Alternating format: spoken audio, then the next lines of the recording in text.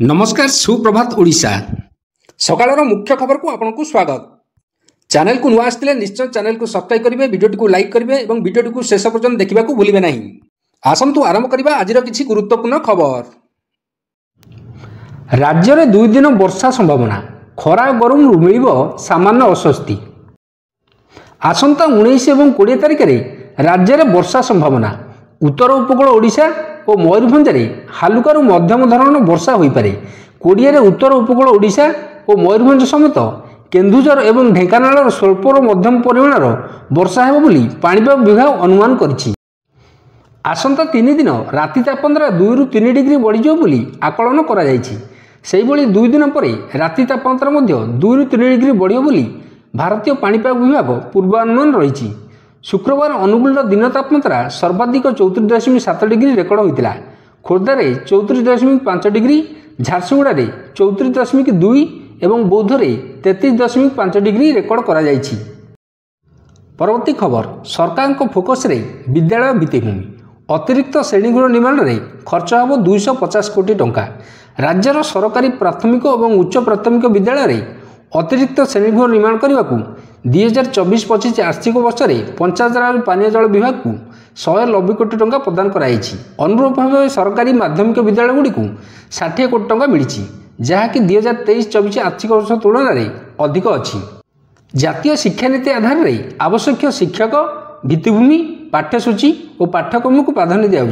विभिन्न कमिटी और विशेषज्ञ मतामत आधार में गुणात्मक शिक्षा प्रदान करने को पदक्षेप नि स्थानीय प्रसंगीकरण सह जातीय पाठ्यक्रम रूपरेखा को राज्य पाठ्यक्रम रूपरेखा भाव ओडिशा रे ग्रहण करा जिवो। ई-केवाईसी अपडेट करना 33 लाख ऊर्ध्व हिताधिकारी। मार्च 31 जाए बढ़िला अवधि। मार्च 31 जाए बढ़िला राशन कार्ड ई-केवाईसी अवधि। डीलर पॉइंट रे नेटवर्क समस्या पई समय अवधि वृद्धि कले सरकार। एने सूचना देले जोगाण मंत्री कृष्णचंद्र पात्र।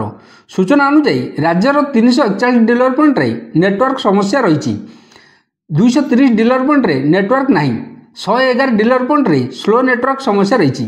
एथिपाई हिताधिकारी मैंने ई-केवाईसी अपडेट करें। तेणु नेटवर्क नथिबा स्थान में स्वतंत्र डिवाइस लगे। लोकों समस्या को देखि सरकार मार्च 31 जाए समय अवधि वृद्धि करिसेंती। राज्यर प्राय 90% ई-केवाईसी अपडेट सरी। राज्य बाहर थाई 1,35,258 हिताधिकारी ई-केवाईसी अपडेट करिसेंती। परवर्ती खबर, मद बिक्री पर नुआ नियम। नुआ अबकारी नीति लागू करिसेंती मध्य प्रदेश सरकार, जो मद बिक्री सहित जड़े अनेक बड़ परिवर्तन होगा जाऊँगी। एणिकी बिना पीओएस मेसीन रे मिलबनी मद। सेहीपरि धार्मिक स्थल निकट में मद दुकान गुड़िक बंद होसह किसी स्थान में दुकान गुड़िक स्थानांतर करने को निष्पत्ति निपरि मूल्य वृद्धि पाइपे। यह व्यतीत बार एवं रेस्टोरेंट मद पर अतिरिक्त शुल्क देवाक पड़ो। परवर्ती खबर, आज राज्य में बढ़ ताती। माघ जाऊ जाऊ माड़ी आसला ताती। उपकूल उपरमुह पारद। आज राज्य में अहतिक भाव में बढ़ ताती। स्वाभाविक 3 ରୁ 5 डिग्री पर्यंत तापमात्रा वृद्धि हो बोली पूर्वानुमान करिछि आंचलिक पाणीपाग केन्द्र। चलित वर्ष प्रथम थर पर गतकाली सर्वाधिक तापमात्रा 35 डिग्री टपिछि राजधानी भुवनेश्वर रे। वर्तमान राज्य में पाग शुक्ला रहा सह मेघमुक्त आकाश पाई ताती वृद्धि पाउछि। यासह राज्य को सामुद्रिक पवन प्रभाव में ब्रेक लगी। तेबे ताती सह राज्यर किछि जिले में हालुकार मध्यम धरण कुहुड़ी अनुभूत हो सतर्क करिछि पाणीपाग केन्द्र। परवर्ती खबर, देश और राज्य में जारी होइछि सुना और रूपार नुआ दर। प्रतिदिन सुना और रूपार दर निर्धारण कराई थाए। केउ दिन दर कमी थाए तो केबे बढ़ी थाए आ पुणी केबे समान रही थाए। आज भारतीय बाजार में 22 कैरेट सुना दर 10 ग्राम प्रति 79,910 टंका होता बेले 24 कैरेट सुना मूल्य 10 ग्राम प्रति 87,170 टंका रही। भुवनेश्वर में 22 कैरेट सुना दर 79,910 टंका होता बेले 24 कैरेट सुना मूल्य 10 ग्राम प्रति 87,170 टंका रही। परवर्ती खबर, श्रीमंदिर रत्नभंडार अलंकार नहीं बड़ सूचना देते आईन मंत्री पृथ्वीराज हरिचंदर। रत्नभंडार में केते अलंकार सार्वजनीन करेंगे सरकार बोली मंत्री कहते। बजेट अधिवेशन आज द्वितीय दिन। प्रश्नकाल स्वाभाविक चलो कि नहीं ताकू नहीं आशंका देखाई बेले आरंभ विरोधी दल प्रबल हट्टगोल देखा मिलता। आज भी गृह सरगरम रही। कठिन छटिन प्रसंग और आईन श्रृंखला नहीं सरकार को घेरी विरोधी बाचस्पति को पोडियम तले नाराबाजी कर विधानसभा मुलतवी घोषणा कराइला। यापर गृह कार्य पुणी आरंभ होता बेले गणति गणति शेष होगा पर अलंकार नहीं तथ्य दिया बोली मंत्री कहते मरामती कार्य चालू रही शेष होगा पर गणति गणति शेष थर 1978 रत्नमंडन गणति गणति होता। परवर्ती खबर 17 वर्ष पर लाभ कला बीएसएनएल। एक समय थिला जेतबेले कहला जे बीएसएनएल एबे तिष्टिबा कष्ट एही कंपनी क्रमागत भाव क्षति सह तिष्टि रहिबाकू संघर्ष करथुला। ताहा मध्य 1 ରୁ 2 वर्ष नुहे बरम 2007 रु एपर्यंत प्राय 17 वर्ष धरी बीएसएनएल क्षेत्र चलुला। एपरिक यह घरोकरण करा बोली मध्य कल्पना जल्पना प्रकाश पाइथिला। किंतु चलित वर्षर डिसेम्बर त्रैमास कंपनी पक्षर प्रकाशित तथ्य समस्त को आश्चर्य करिछि। भारत संचार निगम लिमिटेड बा बीएसएनएल प्राय 17 वर्ष पर लाभ हासिल करिछि। परवर्ती खबर प्रधानमंत्री नरेंद्र मोदी फ्रांस और अमेरिका गस्त सारी दिल्ली फेरी। दिल्ली मुख्यमंत्री पद को नहीं चली कल्पना जल्पनार खूब शीघ्र अंत हो। नूतन मुख्यमंत्री एवं नूतन सरकार शपथ ग्रहण तारीख घोषणा होबार संभावना रही। सूत्र अनुसार भाजपा एपाई एक फर्मुला बाहर करिछि। एही अधीन 48 जन विजयी विधायक मध्यरु प्रथम 15 जन नाम संक्षिप्त तालिकाभुक्त कराइछि। तापर जाति समीकरण आधार में 9 जन नाम स्थिर कराइछि। ए 9 जन मध्यरु मुख्यमंत्री मंत्री बाचस्पति नाम स्थिर करा। यार अर्थ गोटे कथा स्पष्ट जे निर्वाचित विधायक मानक मध्यरु जड़े मुख्यमंत्री हेबे। स्वराष्ट्र मंत्री अमित शाह जेपी नड्डा भाजपार प्रमुख नेता माने प्रधानमंत्री के सह एक गुरुत्वपूर्ण बैठक करेंगे। परवर्ती खबर राज्य में मार्च 31 तारीख जाए चलो धान किणा। वर्तमान सुधा 60 लाख मेट्रिक टन धान किणा सरला राज्य सरकार कहते 77 लाख मेट्रिक टन धान किणा सरकार रही टार्गेट। तेबे फेब्रुआरी सुधा गत वर्ष तुलन में अधिक 2 लाख मेट्रिक टन धान किणी सारे सरकार। पाखापाखि 12 लाख चाषी इनपुट सब्सिडी पाई सारे। धान बिक्री कर 48 घंटा भितर पेमेंट पाउछंती चाषी।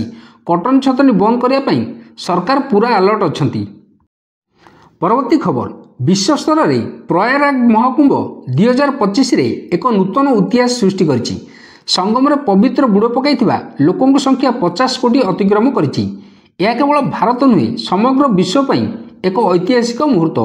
मानव इतिहास रे कौनसी कार्यक्रम रे एते संख्यक लोक भाग नहीं कौन प्रमाण नहीं। 50 कोटी संख्या अतिक्रम करिछि। एही ऐतिहासिक संख्या रविवार दिन महाकुंभ 32तम दिन अतिक्रम हो जाइथिला। एथिरे सरकार 40 कोटी भक्तों आगमन आशा करथिले किंतु महाकुंभ शेष होबार 12 दिन पूर्व यह संख्या 50 कोटी अतिक्रम करिछि। प्रशासन आशा करू जे कुंभ शेष सुधा ए संख्या 60 कोटी रे पहुंचीबो। परवर्ती खबर महाराष्ट्र में जीबीएस प्रकोप क्रमागत भाव वृद्धि पाइबार लागिछि। एही रोगर आक्रांतक संख्या 207 को वृद्धि पाइछि। फेब्रुआरी 14 में 2 जन संदिग्ध रोगी को ठाब कराइथिला। समुदाय रोगी मध्य 180 जन ठारे जीबीएस चिन्हट होता बेले बाकी रोगी ठारे एही रोगर लक्षण थिबारु सेमानकु चिकित्सा कराଯାउछि बोली स्वास्थ्य विभाग पक्षरु कुहाଯାଇଛି। वर्तमान सुधा मोट 9 जन रोगींकर एही रोगर मृत्यु घटिछि। फेब्रुआरी 13 में कोल्हापुर सहर नवम मृत्यु घटिला। गुइलेन बार सिंड्रोम अर्थात जीबीएस एक विरल ऑटोइम्यून रोग। एथिरे शरीर रोग प्रतिरोधक शक्ति स्नायु पर आक्रमण करथाय। राज्यर अधिकांश मामला पुणे एवं आखपाख अंचल में देखा जाइछि। परवर्ती खबर डोनाल्ड ट्रंप को क्षमता को फेरिया पर सरकारी कर्मचारी उपरे अनेक प्रभाव पड़ुछि। से द्वितीय थर राष्ट्रपति होबार गोटे मास न होउनु सेपटे 9005 रु अधिक सरकारी कर्मचारी को बहिष्कार करा सरिछि।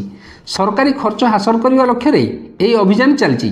भविष्य में शह शह लोक चाकरी हराई पारती बोली विशेषज्ञ मैंने कहते।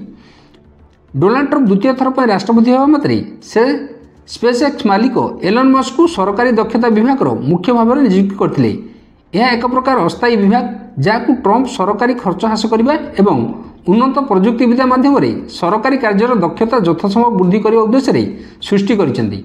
यह विभाग प्रशासक बहु संख्यक केंद्रीय कर्मचारी को छटाई करा जाउछि। परवर्ती खबर युद्ध बंद हेले रशिया सहित आलोचना करने को प्रस्तुत। यूक्रेन राष्ट्रपति जेलेन्स्की अमेरिकार डोनाल्ड ट्रंप प्रशासन निकट में मुंड नुआइबा आरंभ करछन्ति। युद्ध समाप्त करने जेलेन्स्की एवं रूसिया सहित आलोचना करने को राजी होइछन्ति। तथापि से अमेरिका सम्मुखें एक दाबी मध्य रखिछन्ति। से पुटिन सहित ट्रंप को सीधासलख कथबार्ता उपरे असंतोष प्रकाश करछन्ति। जेलेन्स्की कहछन्ति जे रूसिया सहित सीधासलख आलोचना प्रस्तुत ତେବେ ସେ ସର୍ତ୍ତ ରଖିଛନ୍ତି। ସେ କହିଛନ୍ତି ଏବେ ସହିତ ଘଟିଥିବା ବେଳେ ଆମେରିକା ୟୁରୋପୀୟ ସହଯୋଗୀମାନଙ୍କ ସହିତ ମିଳିତ ପ୍ରୟାସରେ 3 ବର୍ଷ ଧରି ଚାଲିଥିବା ଯୁଦ୍ଧର ଅନ୍ତ ପାଇଁ ଏକ ସାଧାରଣ ଯୋଜନା ପ୍ରସ୍ତୁତ ହେବ। ଆମେ ଆମେରିକା ଏବଂ ଆମର ସହଯୋଗୀ ସହ ଯେକୌଣସି ଆଲୋଚନା ପାଇଁ ପ୍ରସ୍ତୁତ। ପରବର୍ତ୍ତୀ ଖବର, ଆମେରିକାରୁ ନିର୍ବାସିତ ଭାରତୀୟଙ୍କୁ ନେଇ ଆଉ ଏକ ବିମାନ ଆଜି ଭାରତରେ ପହଞ୍ଚିବାକୁ ଯାଉଛି। ବିମାନଟି ପ୍ରାୟ ରାତି 10ଟାରେ ଅମୃତସରରେ ଅବତରଣ କରିବ। ଏହି ବିମାନରେ 119 ଜଣ ଭାରତୀୟ ଥିବା ଜଣାପଡ଼ିଛି। ସୂଚନା ଅନୁସାରେ 16 ଫେବୃଆରୀରେ ମଧ୍ୟ ଆଉ ଏକ ବିମାନ ଆସି ପହଞ୍ଚିବ। ଏହା ପୂର୍ବରୁ ଆମେରିକାରୁ ଅବୈଧ ପ୍ରବାସୀଙ୍କୁ ନେଇ ଆସିଥିବା ପ୍ରଥମ ବିମାନଟି ଫେବୃଆରୀ 5ରେ ଅମୃତସରରେ ଅବତରଣ କରିଥିଲା। ସେଥିରେ 104 ଜଣ ଭାରତୀୟ ଥିଲେ।